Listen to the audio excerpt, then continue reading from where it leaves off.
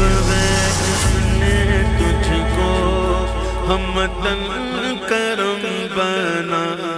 بسم اللہ الرحمن الرحیم. بسم اللہ الرحمن الرحیم. اللہ رب اللہ رب محمد محمد صلی اللہ علیہ صلی اللہ علیہ وسلم. نحن عباد محمد محمد صلی اللہ علیہ صلی اللہ علیہ وسلم. وسلم. رب اشرح رب لی اشرح لی صدری صدری ویسر ویسر لی لی امری واحلل واحلل عقدۃ من لسانی یفقهوا قولی. رب یسر ولا تعسر ولا تعسر وتمم بالخیر. بالخیر. اللهم افتح اللهم افتح علينا حکمتک وانشر علينا رحمتك يا ذو الجلال یا ذو الجلال والإكرام. والاکرام. بسم اللہ الرحمن بسم اللہ الرحمن الرحیم. الرحیم. الحمد للہ رب الحمد للہ رب العالمین العالمین والعاقبۃ والعاقبۃ للمتقین للمتقین والصلاة والسلام والسلام على خیر خلقہ خیر خلقہ محمد وآلہ اجمعین. اجمعین. بچوں، آج جس کتاب کا ہم نے آغاز کیا یہ کیا ہے؟ نحمیر. سب سے پہلے یہ سمجھیں کہ اس جو کتاب ہم نے شروع کی ہے تو یہ کون سے فن میں ہے؟ باسمر. تو یہ علم نحو میں ہے. کون سے علم ہے؟ علم نحو. نحمیر کون سے علم ہے؟ علم نحو. علم نحو میں. علم نحو کسے کہتے ہیں؟ علم نحو کا موضوع کیا ہے؟ علم نحو کی غرض و غایت کیا ہے؟ پھر اس علم نحو کو ایجاد کرنے والے کون ہیں؟ علم نحو کے واضح کون ہیں؟ اس کے موجد کون ہیں؟ تو یاد رکھو، سب سے پہلے اس علم کو ایجاد کرنے والے اور اس کے موجد حضرت علی مشکل کشا رضی اللہ تعالی عنہ ہیں. حضرت علی رضی اللہ تعالی عنہ ایک مرتبہ ایک شخص کو دیکھا قرآن شریف پڑھتے ہوئے سنا، تو اس نے قرآن شریف پڑھنے میں بہت غلطیاں کی. یعنی اعرابی اعتبار سے کیا ہے؟ اعراب کے اعتبار سے وہ بڑی غلطی کر رہا. بولے کیا کر رہا؟ غلطیاں کر رہا تھا. کہیں فتح پڑھنے کا تو ضمہ پڑھ دیا، ضمہ پڑھنے کا تو فتح پڑھ دیا. اور قرآن میں بہت ساری ایسے مقامات ہیں کہ جہاں اعراب کے بدلنے سے کہیں ناجائز، کہیں حرام اور کہیں کفر ہو جاتا ہے. جیسے سورہ فاتحہ کے اندر ہے کہ اہدنا الصراط المستقیم صراط الذین انعمت صراط الذین انعمت. تو انعمت مطلب کہ اللہ نے سب پہ انعام فرمایا. کیا ہے؟ اللہ کہ تو نے سب پہ انعام فرمایا. کہ اللہ کا احسان. اہدنا صراط الذین انعمت علیہم، ان لوگوں کا راستہ کہ جس پر تو نے انعام فرمایا. تو یہاں کا اللہ کا انعام ہے. اور یہاں اگر تا کی جگہ زبر کی جگہ اگر کیا ہے ضمہ کر دیا، انعام تو کر دیا، تو معنی کیا ہوگا؟ کہ میں نے احسان کیا، میں نے انعام کیا. تو معنی کیا ہے؟ جان بوجھ کے کر دیا تو کفر ہو جائے گا. ایسے سورہ یوسف کے اندر بھی ہے انی رأیت احد عشر، تو وہاں پر بھی فتح ہے. وہ کیا وہ ضمہ ہے. اگر وہاں فتح پڑھ دیا تو پھر معنی کیا اس کے الٹے ہو جائیں گے. سورہ حشر کی آخری آیت ہے لو انزلنا هذا القرآن على جبل لرأيته، کہ اے حبیب اگر ہم اس قرآن کو پہاڑ پر اتارتے تو پہاڑ کیا ہے؟ آپ دیکھتے کہ وہ فاش ہو جاتا ہے، ریزہ رہ ہو جاتا ہے. تو وہاں پر بھی فتح. اگر وہاں فتح کی جگہ اگر وہاں پر ضمہ پڑھ دیا جائے تو پھر معنی کیا ہے؟ الٹ پلٹ ہو جائے گا. ایسے بہت ساری جگہ ہیں. تو حضرت علی نے دیکھا کہ یہ قرآن غلط پڑھ رہا ہے. اور وہ اجمی تھا. وہ شخص وہ کون تھا؟ اجمی تھا. تو کہ اجمی لوگ جو ہے گرامر سے واقف نہیں تھے اور مادری زبان میں نہیں ہوتی ہے، تو اس لیے ان کے لیے قرآن شریف کا پڑھنا اس وقت زبر زیر نہیں تھے. آج لگا دیے گئے، اس وقت زبر زیر قرآن شریف میں نہیں تھے. آج بھی اگر ہٹا دیے جائے تو عوام ہے ان کے لیے پڑھنا بہت مشکل ہو جائے گا. جو علم والے ہیں، اہل حضرات ہیں، علم حضرات ہیں، تو ان کے لیے تو کوئی مشکل نہیں جو گرامر سے واقف ہیں. مگر وہ غیر اجمی تھا. وہ شخص اجمی کہتے ہیں. عرب ملک کے علاوہ جتنے ممالک کے لوگ ہیں وہ کیا کہلاتے ہیں؟ اجمی. زور سے بولو کیا کہلاتے ہیں؟ ہم سب لوگ کون؟ اجمی ہیں. تو کیونکہ وہ گرامر سے واقف نہیں تھا، اس کی زبان بھی نہیں تھی، تو آپ نے سوچا کہ اگر اسی طرح سے معاملہ رہا تو بڑا خسارہ، بڑا نقصان ہو جائے گا. لوگ بڑے گناہگار ہو جائیں گے. بہت سے تو ایمان سے حد ہو بیٹھیں گے. بہرحال تو آپ اسی کشمکش میں تھے کہ سوچ رہے تھے کہ کوئی ایسی ترکیب ہو جائے، کچھ گرامر لکھ دیا جائے، کچھ قواعد لکھ دیے جائیں جو ہے عربی پر، تاکہ انسان اس کی روشنی میں وہ عربی بولنے میں اور قرآن شریف کے پڑھنے میں غلطی نہ کرے. اسی سوچ و بچار میں بیٹھے ہوئے تھے کہ آپ کے غلام خاص حضرت ابو الاسود رضی اللہ تعالیٰ عنہ تشریف آئے اور پوچھا کہ حضرت کیا بات ہے؟ آپ کو میں بڑا رنجیدہ دیکھ رہا ہوں، بڑے فکر مند دیکھ رہا ہوں. ایسا لگ رہا ہے کہ آپ کسی سوچ میں پڑے ہوئے ہیں اور کسی چیز کی فکر میں ہیں. تو آپ نے فرمایا کہ ہاں ایک فکر ہے. کیا فکر؟ یہ ہے کہ ایک شخص کو میں نے قرآن شریف کو غلط پڑھتے ہوئے دیکھا، تو میں سوچتا ہوں کہ عربی کی گرامر پر کچھ قواعد لکھ دیے جائیں تاکہ اس کی روشنی میں جو ہے لوگ عربی میں اور خاص طور قرآن شریف پڑھنے میں غلطیاں نہ کریں گے، اس سے محفوظ رہیں گے۔ تو آپ نے کچھ مسائل لکھے، اس میں اسم تھا، اسم فعل حرف اس کی تعریف تھی، اور کچھ اور بھی قواعد آپ نے کس نے حضرت علی رضی اللہ تعالیٰ نے لکھے، اور لکھ کے کیا ہے اپنے غلام حضرت ابو الاسود رضی اللہ تعالیٰ کو دے دیں، ان سے فرمایا کہ آپ اپنی طرح سے خوب غور و فکر کر کے اس میں کچھ اضافہ فرما لیں۔ انہوں نے جو ہے کافی حد تک جو ہے اس میں عربی کے قواعد لکھے، اور لکھنے کے بعد بطور اصلاح حضرت علی رضی اللہ تعالیٰ کی بارگاہ میں پیش کیا۔ تو حضرت علی کی بارگاہ میں جب پیش کیا اصلاح کے لیے، تو حضرت علی اسے دیکھ کر خوشی ہوئی اور فرمایا ما احسنا ھذا النہب قد نہبت، کہ تو نے کتنے اچھے ارادے طریقے کا قصد کیا، تو نے کتنے اچھے طریقے کا ارادہ کیا۔ تو اسی وقت سے اس علم کا نام کیا ہے، علم نحب ہو گیا، کیونکہ آپ نے اس میں نحب کا ذکر فرمایا، آپ نے اس میں نحب کا ذکر فرمایا، تو اس دن سے اس علم کا نام علم نحب، کس علم کا نام کہ جس علم میں جو ہے عربی کے گرامر، عربی کے قواعد، اب عربی کے اصول بیان کیے گئے، اس علم کا نام علم نحب رکھ دیا گیا۔ تو اس علم کو ایجاد کرنے والے، یعنی علم نحب کو ایجاد کرنے والے، جاری کرنے والے، وضع کرنے والے کون ہیں؟ حضرت علی رضی اللہ تعالی عنہ ہیں۔ حضور اکرم رحمت عالم صلی اللہ علیہ وسلم نے حضرت علی کے بارے میں فرمایا کہ انا مدینۃ علم وعلی بابھا، کہ میں علم و حکمت کا کیا ہے گھر ہوں، اور علی اس کا دروازہ ہے۔ تو اس کے پتہ چل گیا آپ کو کہ علم نحب کو ایجاد کرنے والے کون ہیں؟ حضرت علی رضی اللہ تعالیٰ عنہ۔ اب آئیے کہ علم نحب کسے کہتے ہیں؟ تو علم نحب وہ علم ہے کہ جس میں تینوں کلموں کی آخری حالت، تینوں کلموں یعنی اسم فعل حرف کی آخری حالت معلوم ہو کہ اس کے آخری حرف پر حرکت بدل رہی ہے کہ نہیں بدل رہی ہے، اور بدل رہی ہے جو تبدیلی آ رہی ہے تو کیا تبدیلی آ رہی ہے، رفع ہے کہ نصب ہے کہ جر ہے، اس میں یہ معلوم ہوتا ہے، اور ایک کلمے کو دوسرے کلمے کے ساتھ جوڑنے کا طریقہ بتایا جاتا ہے۔ اچھا، اس کا موضوع کیا ہے، اس میں کس چیز سے بحث و مباحثہ ہوتا ہے، کس چیز سے گفتگو ہوگی؟ تو اس میں جو ہے کلمہ اور کلام سے ہوگی، کلمہ اور کلام سے ہوگی۔ اور اس کی غرض کیا ہے، اس کا مقصد کیا ہے، یعنی ہم اس علم نحب کو کیوں پڑھ رہے ہیں، کیوں سیکھتے ہیں، اس کو کیوں حاصل کرتے ہیں؟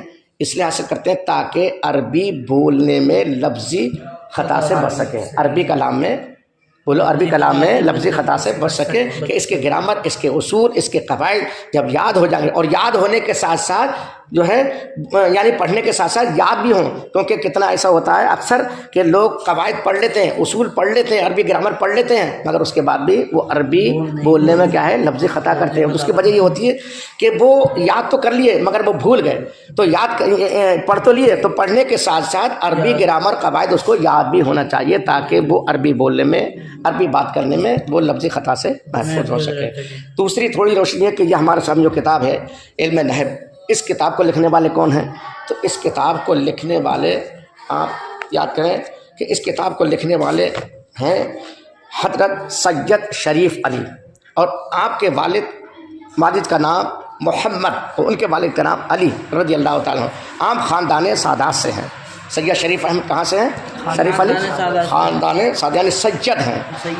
آپ جو ہے ملک خوارزم کے شہر جرجان میں پیدا ہوئے، اور آپ کی تاریخ پیدائش 748 ہجری یعنی 1347 عیسوی میں آپ کی پیدائش ہوئی ہے، اور آپ کا وصال جو ہے وہ 816 ہجری یعنی 1413 عیسوی 16 ربیع الاول بروز چہارشنبہ میں آپ کا کیا ہوا؟ وصال ہوا۔ اب آپ اصل کتاب کی طرف آئیے۔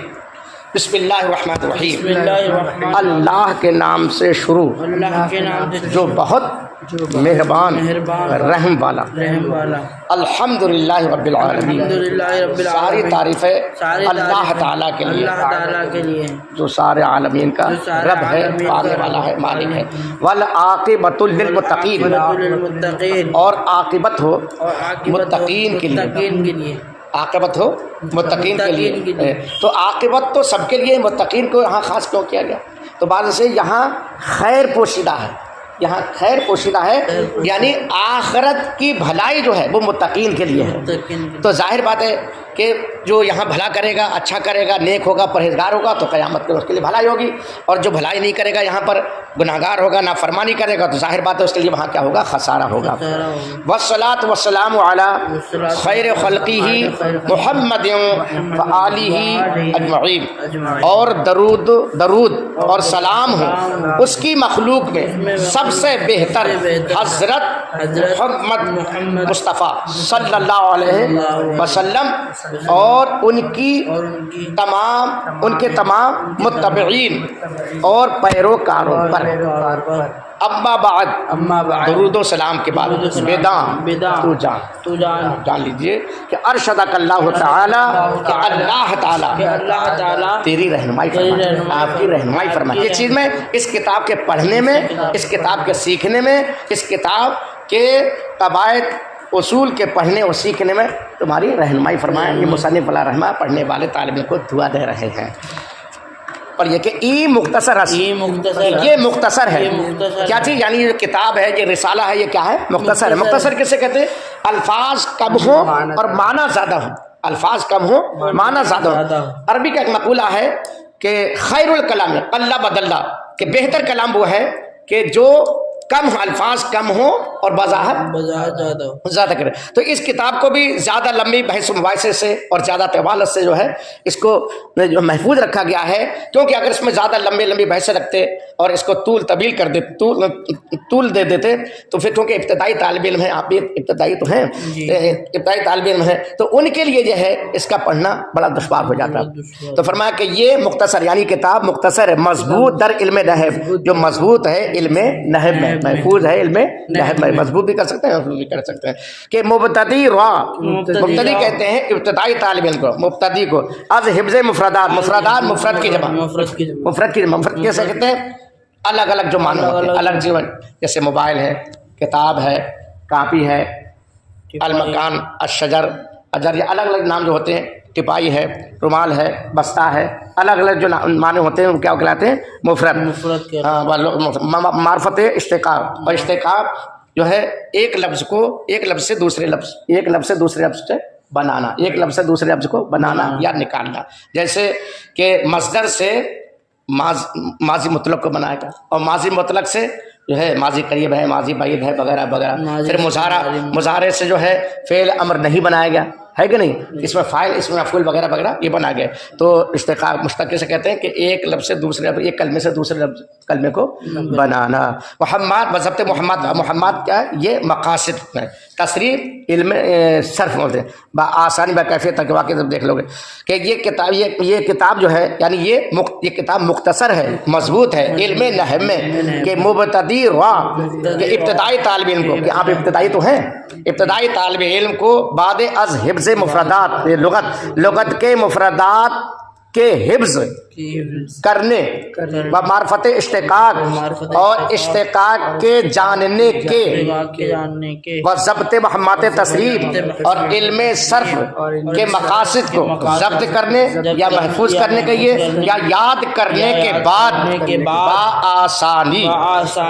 بآسانی بکیفیت ترکیب عربی راہ نمایت، اور فرمایا کہ بآسانی بکیفیت ترکیب عربی رہنمایت، کہ علم صرف کے پیچھے سے علم صرف کے مقاصد محفوظ کرنے یاد کرنے کے بعد عربی ترکیب کی کیفیت کا راستہ دکھانے میں آسانی پیدا کرے گی، بزودی در معرفت اعراب و بنا، اور مورب اور مبنی کے جاننے، بسباد خواندن تبانائی دہت، اور پڑھنے میں جلد قوت پہنچائے گی، بتوفیق اللہ تعالی وعونہ، اللہ تعالیٰ کی توفیق اور اس کی مدد سے، یعنی مورب اور مبنی کے جاننے اور پڑھنے، یوں ہی کہہ سکتے ہیں پڑھنے کے ملکے میں، مورب مبنی کے جاننے اور پڑھنے کے ملکہ میں جو ہے جلد جو ہے قوت بخشے گی، جلد کیا ہے؟ قوت بخشے گی، اللہ تعالیٰ کی توفیق اور اس کی مدد سے۔ ایک مرتبہ اور دیکھ لیجئے کہ یہ مختصر ہے، یعنی یہ کتاب، یہ رسالہ مختصر ہے، مضبوط در علم نحو میں کیا ہے؟ مضبوط ہے، کہ مبتدی را بعد از حفظ مفردات لغت کے ابتدائی طالب علم کو لغت کے مفردات یاد کرنے یا حفظ کرنے کے معرفت اشتقاق اور اشتقاق کے جاننے، ضبط محمد تصریف اور علم صرف کے مقاصد کو ضبط کرنے یا یاد کرنے کے بعد بآسانی بآسانی بکیفیت ترکیب عربی رہنمایت وزودی عربی ترکیب کی کیفیت کا راستہ دکھانے میں آسانی پیدا کرے گی بدر معرفت اعراب و بنا اور مورب اور مبنی کے جاننے میں وسباد خواندن توانائی خواندن توانائی دہد اور پڑھنے میں جلد قوت پہنچائے گی یا اس طرح سے کہیے مورب اور مبنی کے جاننے اور پڑھنے کے ملکہ میں جو ہے جلدی جو ہے قوت پہنچائے گی اللہ تعالیٰ کی توفیق اور اس کی مدد سے۔ اب ایک خالی سرسری لائن سے کر لیجئے کہ یہ کتاب مختصر ہے، یہ رسالہ کیا مختصر ہے علم نحو میں، جو ابتدائی طالب علم کو لغت کے مفردات یاد کرنے اور اشتقاق کے جاننے اور علم صرف کے مقاصد محفوظ کرنے یا یاد کرنے کے بعد عربی ترکیب کی کیفیت کا راستہ دکھانے میں آسانی پیدا کرے گی اور مورب اور مبنی کے جاننے میں اور پڑھنے میں جلد قوت پہنچائے گی، یا یوں کہیے مورب اور مبنی کے جاننے اور پڑھنے کے ملکے میں جلد کیا ہے قوت پہنچائے گی اللہ تعالیٰ کی توفیق اور اس کی مدد سے۔ وما علینا الا البلاغ۔